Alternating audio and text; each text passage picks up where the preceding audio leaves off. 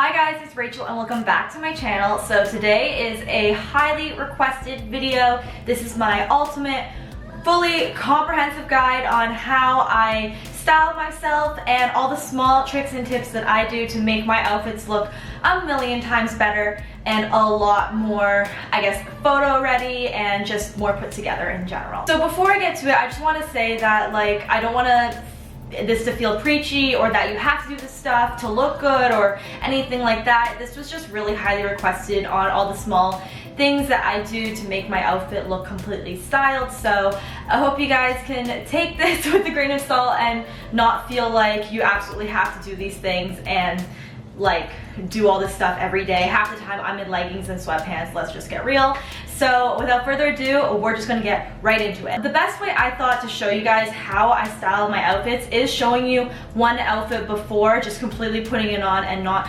doing anything with it. And I decided with a black top and jeans, because you know me, that's a basic go-to uniform, and I feel like if you don't know what to wear, you will always look good in an outfit like this. So as you guys can see, it is very undone. I just have the top on, the jeans. I didn't really tuck in the skinny jean into my boot, and it looks okay like this. It doesn't look bad, it just doesn't look completely styled. Now I'm gonna show you guys all the small things that I do to make this kind of photo Instagram ready, as well as just going out for the day and looking a little bit more put together. So one thing that I do that I find ultra important is to tuck in the top of my shirt. A lot of you guys wonder how I do this, and it's super easy. I learned this back when I worked at Hollister back in high school. All you do is just take your button and just take the top half of your shirt and just tuck it in and leave the rest kind of out on the sides. I find that this makes my legs look just a little bit longer because you're getting an extra inch of your waist showing, so it makes your legs look a lot longer. And then also the fact that your shirt is hugging the sides of your hips, it does make you look a little bit longer and leaner. Sometimes I don't opt for a belt, but I feel like this is the type of outfit that needs it, and I just love belts. So I took a black belt and put it with this outfit, again with the same tuck in the front kind of method. I think it looks super nice. The next thing that you guys always ask me about is how I roll up my sleeves, and to be honest, I really don't have much thought of this. This is also something that I learned when I worked at Hollister. I like to roll up my sleeves, not all the way up above my elbow, because I find that looks really bulky and looks like you're really just going to work.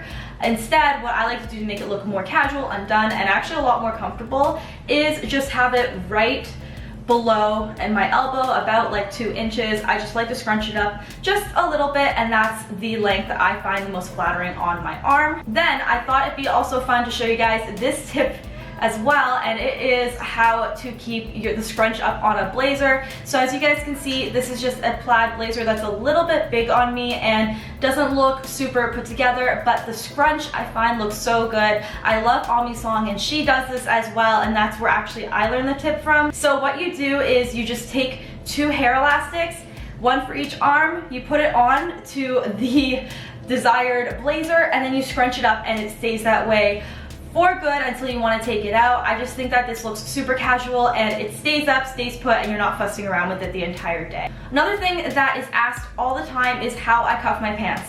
This is another thing that I learned from my first high school job. Scratch that, I kind of actually taught myself this trick because I was one of the shorter girls that worked there, and all the pants tended to be a little bit longer on me. So what I like to do to make the fold not look super bulky is I actually like to tuck a little bit under. It'll be a little bit easier to see in the cut right here. And then I like to do a small cuff over. I find that this makes the jeans look right on. It makes it look like they were made for you. And if I decide to wear a boot with it, I like to meet the top of the boot. I just feel like it just looks really long, really tailored, and super styled. I find that having your skinny jeans just a little bit above your ankle is definitely the most flattering. I really like the way this looks, and I even do this with running shoes, sneakers, other boots, you name it. So a lot of you probably think that hats are just kind of a grab and go, which they totally are, but if you want to make them look a little bit more put together and not have that whole egg head where all your hair is tucked back, one thing that I do is just make a conscious effort to put my face framing pieces in the front after I styled it. Also, how I put a scarf on, there are two ways that I do this. What I realize is not so much how to put the scarf on, it's more so what kind of scarf you get. And the one type of scarf that I absolutely love is a blanket scarf. I love the oversized look. I think it looks fantastic in photos, as well as it keeps you super warm and really just adds another layer of interest to your look. First way I do it is just that same loop-de-loop, and then I just make sure that the middle part surrounding my face looks really, really thick and luscious. That's the way I fold my scarf. It's pretty simple. The next thing that I do if I am wearing a scarf and I don't want it around my neck and I just kind of want it over me is I fold it in half lengthwise, and then I just drape it over my shoulders, and it kind of acts like a cardigan type of style, and I find that it also photographs really nicely and also looks really great with a lot of different looks. And then the last type of tip I want to show you guys is really just how I select my color palette for my outfits. Now, a lot of people don't do this and they look absolutely amazing, but this is just my preference for my own style. So if you guys want to wear tons of colors and it looks fantastic, go for it. And what I mean by colors is, like, if something is patterned and a bunch of stuff like this, we're not talking about that. We're just talking about solids specifically, because I work with a lot of basics, and patterns is a whole different type of story. I definitely could expand on that in another video. So for neutrals, I feel like you can wear as many neutrals as you want. So I've worn black, white, gray, and a denim together, and it looks absolutely amazing. So I think different shades is okay. But in terms of actual different colors, I like to only stick to two. So an example of that is the outfit I have here. This is an outfit I probably wouldn't wear because it is with a green shoe and a red jacket. Feels real Christmassy to me. I feel like nothing really works.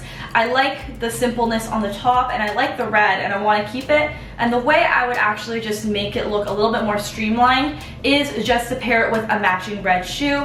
I know that seems a little bit old-fashioned to maybe some of you, but if you aren't going to go with a neutral shoe like a brown or a black, I would definitely stick with a matching shoe to your statement jacket. I just think it looks really good. It looks really complimentary and definitely looks a lot more put together to me, in my opinion. That is just something that I like to stick to. I don't stick to it all the time, but if I'm really stumped on what to wear and I try to figure out what's wrong with the look of my outfit, I tend to look at the color palette and see that maybe something isn't working. That is the end of my latest video. I hope you guys enjoyed a few of these styling tips. If you guys have your own style tips you'd love to share with me, please let me know. Also, I totally forgot to mention, but I'm actually going to New York City on January 6th. I am going to have a meetup on January 9th. If you guys are interested in attending a meetup in New York City, please let me know. And also, you can keep updated on the details on my Instagram, because that's where I'll be posting everything, and I am so excited to meet you guys. So without further ado, I am going to go, guys, and wrap this up, but I will talk to you guys later.